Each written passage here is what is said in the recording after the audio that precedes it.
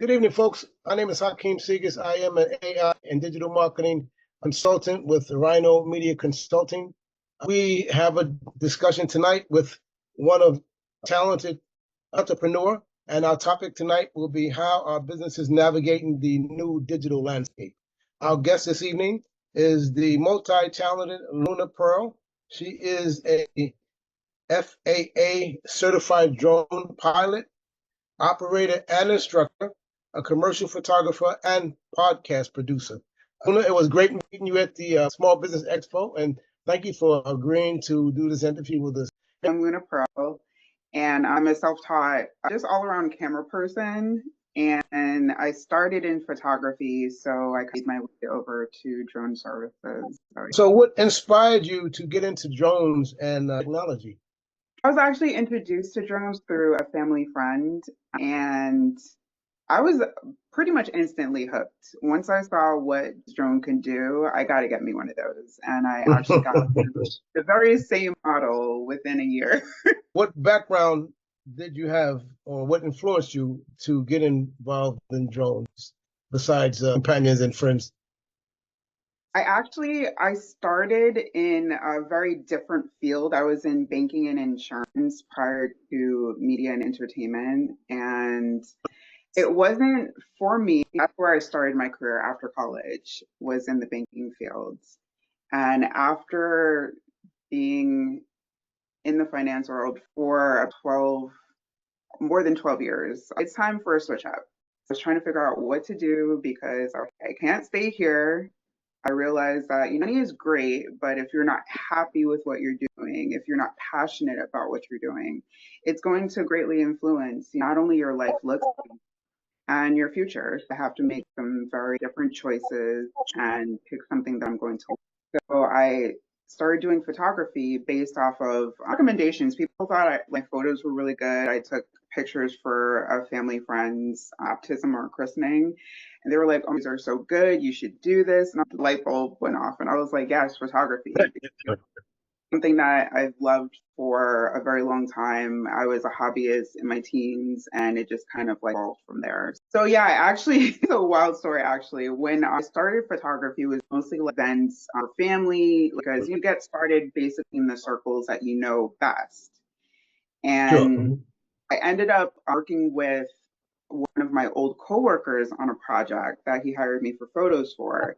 And it brought me into the entertainment world because it was at a studio that housed like some pretty popular artists. So I started working with a lot of different people, and it just kind of like took on a life of its own at that point. So I was doing a lot of events, so commercial, like corporate events, and it was really fun, and I really enjoyed it. Working in that circle, work didn't really seem like work. It was more like fun or play. Right, exactly. Exactly. But you definitely do one thing I have to say, like you definitely do have to remember your professionalism when it comes especially to those circles because otherwise people won't really take you seriously. So it's Sure. like trying to make sure to balance having fun but making sure that people know that you mean business. So once I started really acclimating and getting my footing, I was like, okay, I mean business. I'm here not just for fun, but Also did video photography, videography as well. correct, yes. I started incorporating videography in about 2019, early 2019. That's actually around the time that I started like really flying drones and learning, getting much better at operation and maneuvers and just manual controls because there's a lot of automation in drones, but a more skilled operator will be able to take off all automations, control manually. That's definitely a skill you should have. So you connect the photography with the drones? I mean, Absolutely. taking aerial pictures and all with drones? That was my first thought when I was introduced to drones. I saw the potential as far as incorporating that into my business.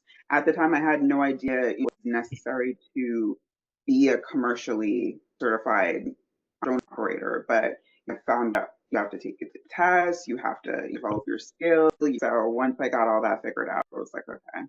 I would say maps, and there's another specific part that's not I didn't learn as easily as the other information because one big thing is like misconception that new drone operators have is that your test is based on your skill. There is nothing on the test as far as like how to actually fly a drone. It is all about FAA rules and regulations. So once I learned that, it was all about studying and really learning rules and learning maps. And So I guess you photography to the drones. When did you officially launch your drone business and so that was training? my initial launch was after I got certified in May of 2021. Because that was where I can legally offer my services to get paid for it. Because prior to that, if you don't have commercial certification, you're not supposed to get paid for drone services. And that was one of my priorities to get certified and make sure that I had the I's dotted, T's crossed when it came to my paperwork. So what are some of the limitations? The state laws are a bit different as far as drones and footprint. So it basically enables me to get paid for my services. As far as like authority, I have none. It just means that certified. I'm knowledgeable on rules and regulations and what I need to do as a drone operator. But as far as like if I have to do particular jobs in the city or Brooklyn, I have to go through red tape through the FAA. You have to make sure you get your waivers. And also, because New York City is one of the most regulated areas, you also have to go through the NYPD to get permits. So that was another learning curve and really just adjustment because in case where you don't necessarily need all of that for every single job, but you also don't want to be caught out there when it comes to potential tickets or fines if you are not, as I said, dotting your I's and crossing your T's, making sure you have all your paperwork. So I spent some years in the Air Force, and some of my friends were air traffic controllers. Nice. And as far as flight plans, do you have to file flight plan before you launch a drone from the ground up in the air? Or mapped out how far you're going and the destination and how far you're going to be in the air and all that? So you do have to submit your height, how far you're flying. When it comes to line of sight, they want to make sure that you do have your drone in your line of sight if possible, and if and when possible. Certain jobs you do have to go out of line of sight, but you also have to include that in your paperwork. As far as any possible murders that you're flying in the area, you do have to cover as much information as possible. So what type of fuel is used to operate the drone? Oh no, it's battery operated. You know, I have not used any. I'm pretty sure there's at least one in existence, but I've never come across a model that uses fuel for power. so how long can a drone stay in the air with the battery?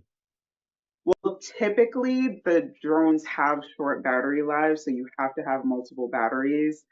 The model that I use, if it's stationary, it can last almost 30 minutes, but typically I do maneuvers and flight plans, so I can get before I have to break down and switch out batteries. So typical for a job that to need at least 4 or 5 batteries, at least.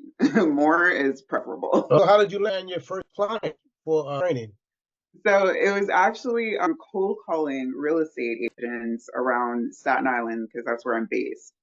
And it's a good service to offer to agents and real estate agencies that do particularly either larger properties, commercial properties, or luxury properties, because most small listings are not going to utilize drone services. So you want to make sure that you're contacting somebody that is within that scope. I'm cold calling, and I got hooked onto one of the real estate agents, started doing jobs for them. What type of job? You were taking aerial pictures for them for the real estate? Correct. Okay. Pictures in very short clips, nothing like extensive or needed any kind of like crazy editing. Towards the beginning, doing that and events. When did you reach a turning point? When did you realize? When did you have that aha moment? This is all fun, but that aha moment didn't really come until I started teaching and instructing because it gave a new level of purpose to what I was doing.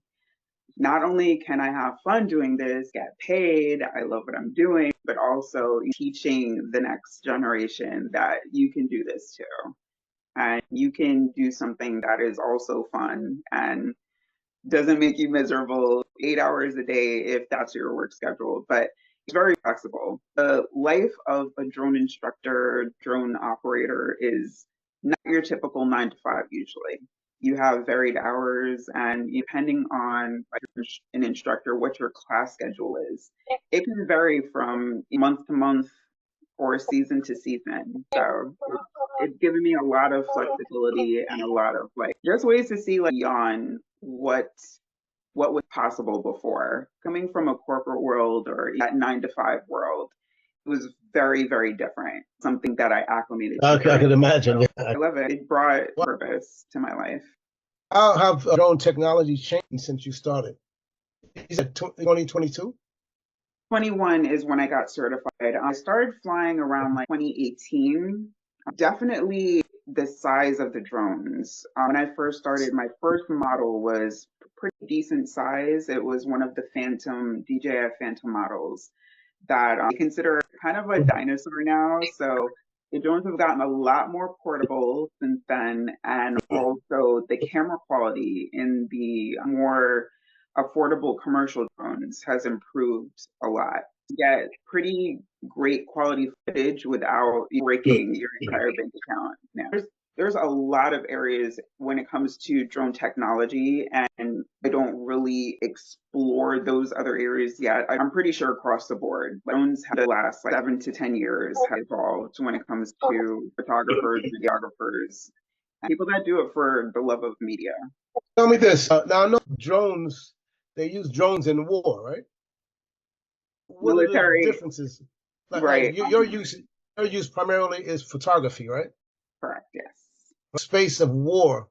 How are they used? I've never come across like personally face to face with a military or government grade drone.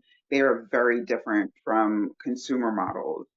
But what would look like a small airplane could potentially be just a drone. We have access to only certain models, whereas the government and military, they use advanced technology when it comes to drones. Only are they outfitted with the highest grade cameras, but also weaponry and other things that I have even no clue about. Thermal imaging, a lot of sure they would consider top secret or hush hush. When I was in the Air Force, I had a top secret clearance. Mm. And I was in nuclear weapons. I was a nuclear weapons specialist. We learned at Probably that time, well, that's going back some years. Technology hadn't nearly advanced to what it is now. But we had to learn about 10 different type of weapons. It's like what they would do. Some weapons, like, say, for example, if a bomb is chasing you and you run in the house, it's going to run in the house behind you. The technology was that advanced. You know, if you're running like a heat-seeking missile, nowadays they could do practically anything. I don't really want to imagine because it's kind of scary. I've seen drones that are actually very small that they're developing, even like as small as like mosquito bugs type of technology. So kind of scary to think a portion that we don't see or that we are not or given access to. That's the part that concerns me just a little bit when it comes to the tech thing we can really control. So what's your approach to staying current with the Federal Aviation Administration? I mean, they don't release changes too often, thankfully, but FAA website, it's faa.gov.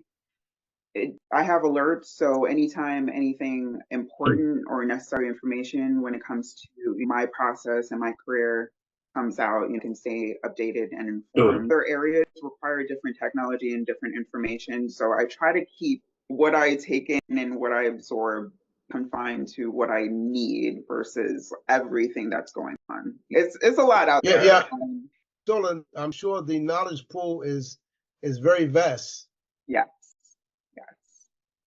So how are you adapting your business to compete in today's digital first economy? Everything right now is digital. You can't really operate a business unless you have some online presence or some type of digital platform presenting your product or service. How are you Right. managing with that? Thankfully, photography has been digital for quite some years, so the adaptation wasn't too crazy when it came to changing careers there. And social platforms, I will say, did and continues to give me challenges at points because the algorithm is ever changing and you have to stay up with trends and everything. Ongoing process when it comes to those platforms. As far as what I need to do, thankfully, there hasn't been too many changes or changes that I need to so quickly adapt to. I'm currently kind of evolving when it comes to my processes and the services that I offer. So that is a work in progress. But just keeping up with everything and learning and making sure I stay informed on what I need to. World of information. So you operate the drone business on a full-time basis or part-time? Well, it's part time because I contract mostly when it comes to instructing. I've actually been doing private instruction during the warmer months, but Okay. it's as far as my photography, I still do videography. I work with schools as my office is in schools now. Okay. So what is your average day like when you are working with the drone? What type of activity? It varies. There is no normal day. I actually like it like that. I like flexibility and being able to stay flexible because it's necessary for me. It can change from season to season. It does change for me from season to season because it really depends on the class schedule, what program, which school I'm teaching in, which borough, information that I'm teaching. That doesn't change as much, but the environments definitely change regularly. And, and And what rate? just to include the day to day involves a lot of battery charging. That is a Okay, I can imagine. Yeah. daily practice between battery charging, testing of equipment, making sure everything is working properly on a regular basis. That's the most consistent in my routine. And what grade students are you teaching?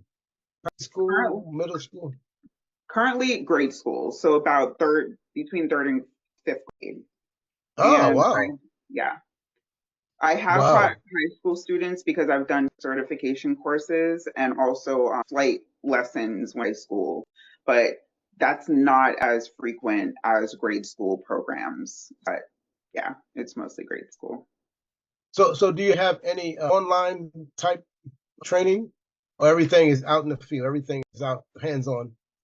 Currently, everything is hands on out in the field, but I am in the process of developing virtual courses and virtual training because we're in now is a virtual world, so definitely have to adapt to it. That's more so going to be in informational courses and teaching versus the flight experience because you can do virtual flights, but hands-on in the real world will, to me, will never beat hands-on in the 3D. So get out there and actually get your hands on a remote, get your hands on a drone versus sitting at a computer.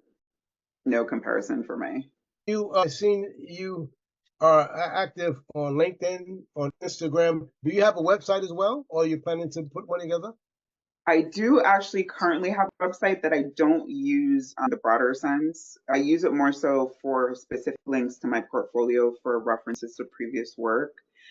So it's in the process of being upgraded and it will be re-released very soon with drone content and also merchandise. Okay.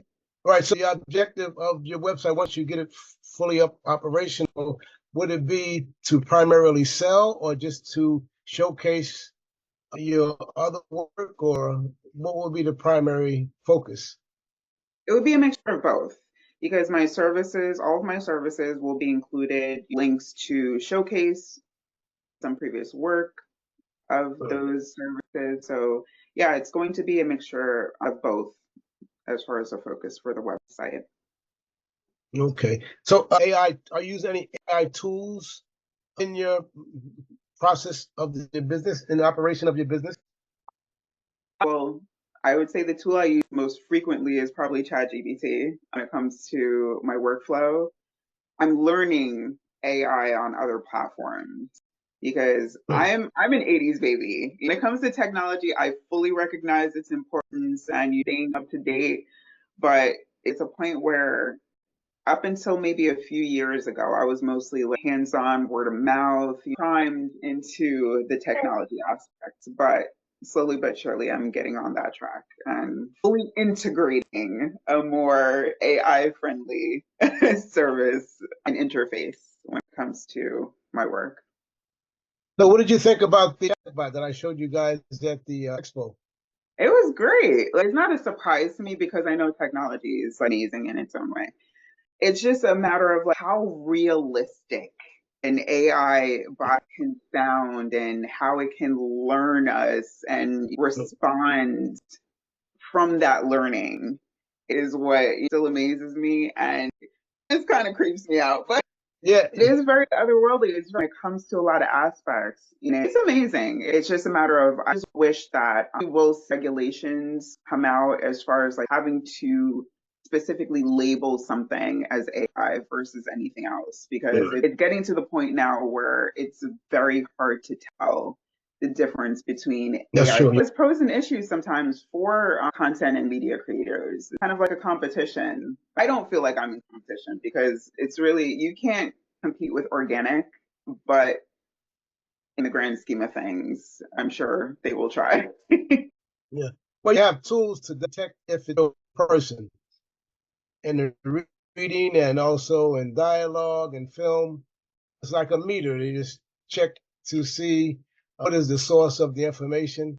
And even in universities, most students, they're not allowed to use more at all.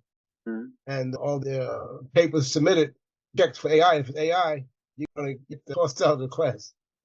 Oh my God. Yeah, really I something. wasn't at that point, but yeah, I can see how that would be a big issue for professors when it came to papers being submitted. Thankfully, when I went to school, it was still good old fashioned. You had to research and write your own. But Work, right? So, Luna, what's the most rewarding part of teaching drone pilots that are looking to start operating? actually, the excitement in their eyes and in their faces. Like I said, I work with young kids. So being able to teach them what I wasn't taught and you show them a path I didn't know this way it could potentially make life easier for the future generation is the most rewarding part. It's being that source of knowledge that I wish I had.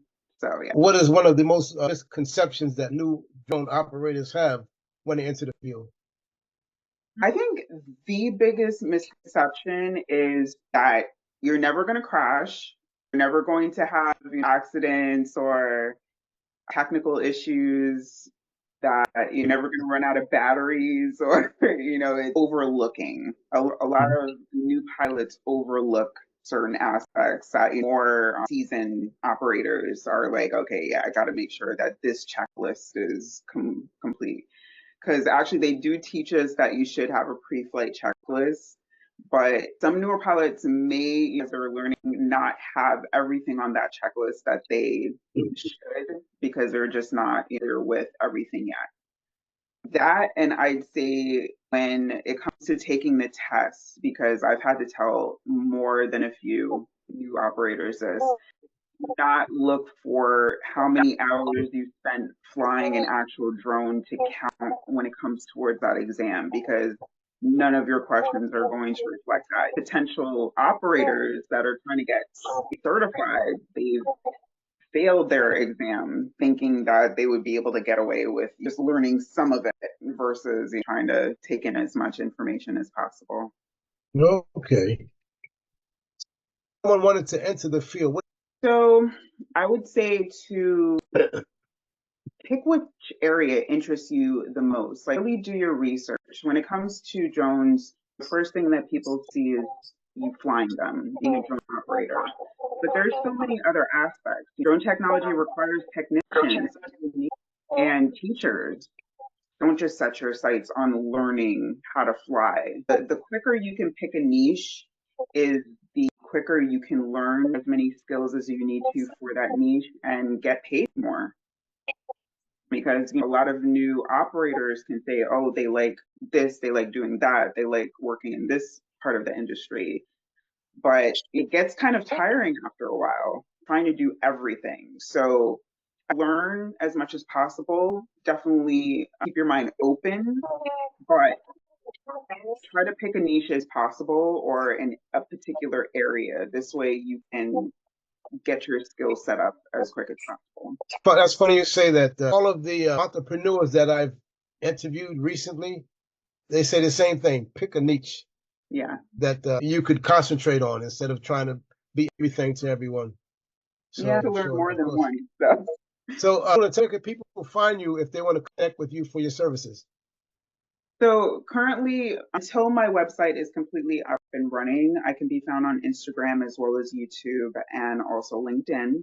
Should be the same across the board in a pro media. You could definitely find me there. I would love to connect with everybody on LinkedIn, exchange personal information, network, because you never know who you can meet and what information you can gain from people on that platform. So yeah. Okay, one last question. What's one bold prediction you have about the future of drones and aerial technology in the next 3 to 5 years? I think that we'll continue to see an uptick in different models. I do believe that we'll see a competitor for DJI because right now they are dominating the drone field. I tried to ban them in the country, but I knew that wasn't going to happen only because, they tried it. DJI? DJI. Who is the? Can you elaborate? Absolutely. DJI is one of the top manufacturers for drones. They're based in China and they worldwide people use their drones and they're one of the top in terms of how many models that they sell is vast. So they're the top contender when it comes to consumer drones. Okay. Well, Luna Pro, we thank you for taking the time out of your busy schedule to talk with us and present your information to our audience. And we wish you all the best in your career. And hopefully we could with you down the road once you've scaled your business and have a good, healthy, exciting information to share with us. Yes, absolutely. And Hakeem, thank you. I really appreciate it. I'm looking forward to reconnecting later on down the line. Yes, all the best. Thank you. Okay. Thank you. Bye-bye.